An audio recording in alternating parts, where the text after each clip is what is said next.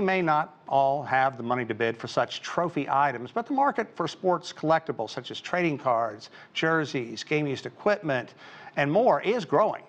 To talk more about that, our good friend Mike Bako, sports editor at thedailynational.com. Mike, good to have you with us. And this is a story that I've been waiting to talk about for some time.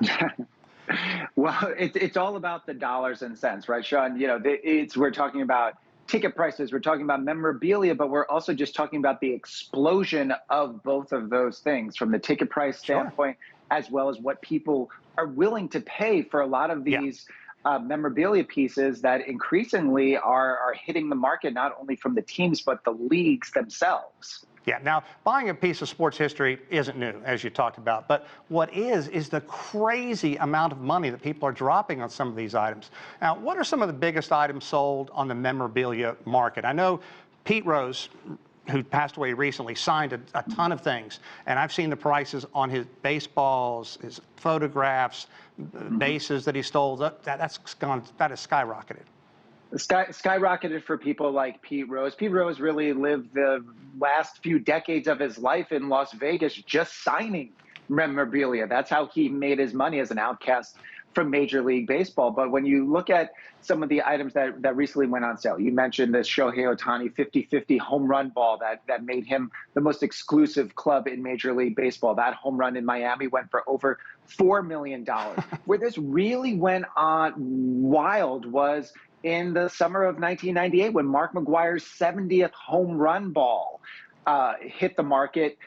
Someone caught the 61st home run ball and the 62nd. They gave it back to him. Right. Unbelievably, all that money potentially lost just for a few autographs from Mark McGwire. That 70th home run ball and then the 73rd home run ball by Barry Bonds. Those are ones that really sent this marketplace into the stratosphere. The real problem with a lot of these items up until the last few years has been the authenticity of so many of these items, whether it be game-used jerseys or the balls or different things like that. The Kobe Bryant locker, game-used basketballs. Michael Jordan famously said, if you're buying a game-used jersey that someone said Michael Jordan used, it's not. None of those are on the market. So that's really where the authenticity of them really came into question up until just a few years ago. You know, I saw a pair of Jordan's basketball sneakers online yesterday for $26,000. So that's interesting. Okay, so where has this explosion in interest in the market come from? Or has it just been a slow increase? Well, it was a pretty rapid increase because of COVID. So what happened during COVID was the explosion of sports cards. So at that time, everyone being at home, everyone trying to, rekindle their youth, possibly, being at home. They went through their old card collections, realized that they liked it, but then also realized that there was still a lot of money in it. And at that time, there was this weird confluence of events where some of the licensing agreements for the baseball card companies came up for bid.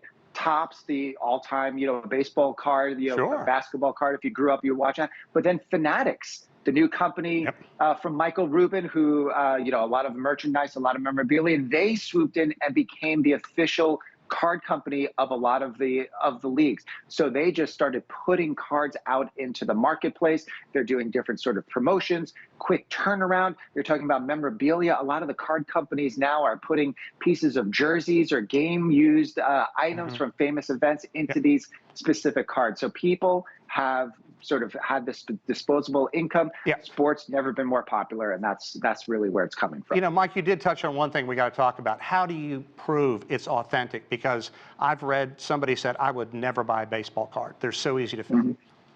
Well, the baseball cards, from talking about your Mickey Mantles, your Honus Wagners, your Babe Ruths, those are in short supply. I think one of the things that collectors now look for, auction houses and leagues now, are the authenticity stickers that the leagues are now putting on game-used basketballs, jerseys. If you see a famous home run, oftentimes in the dugout, you'll see someone from Major League Baseball putting a little hologram sticker. So they're really tracking these things.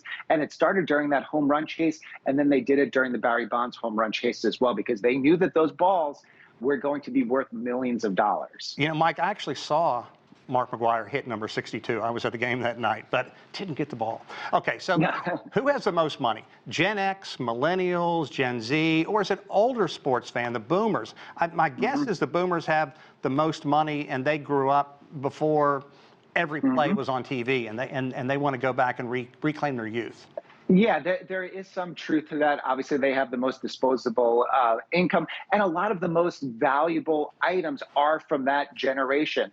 Team USA from the 1980 Olympics, the famous men's hockey team that beat Russia. Some of those items came up for sale. Someone who's 24 years old has only lived that through seeing videos and never had that visceral experience, but someone who might be in their 60s or 70s, that might have been the sports highlight of their life. So it's when you see what is going on the market, and also, specific players. Bill Russell put up a lot of his memorabilia, Kareem Abdul-Jabbar, sometimes for charity. Jerry West just recently passed away. Some of his may go on the marketplace. So who grew up watching those players? People in an older demographic that have more disposable income. So we'll see that demographic changing as some of those players from the 90s and the 2000s put some of their memorabilia on the market as well, and then we might see some of that shift in the demographic. Okay, Mike, no question here. Just a quick statement to wrap it up. Those knuckleheads last night at the Yankees game that tried to take the ball out. If those guys try to sell anything, don't buy it. Those guys are idiots. Don't buy it. Here's the parting thought. Those tickets went to two cancer patients. They kicked them out from going to Game 5, so those tickets went to a good cause. Mike, good stuff. Good way to end. Okay, thanks so much, Mike. Always a pleasure. Take care, Sean.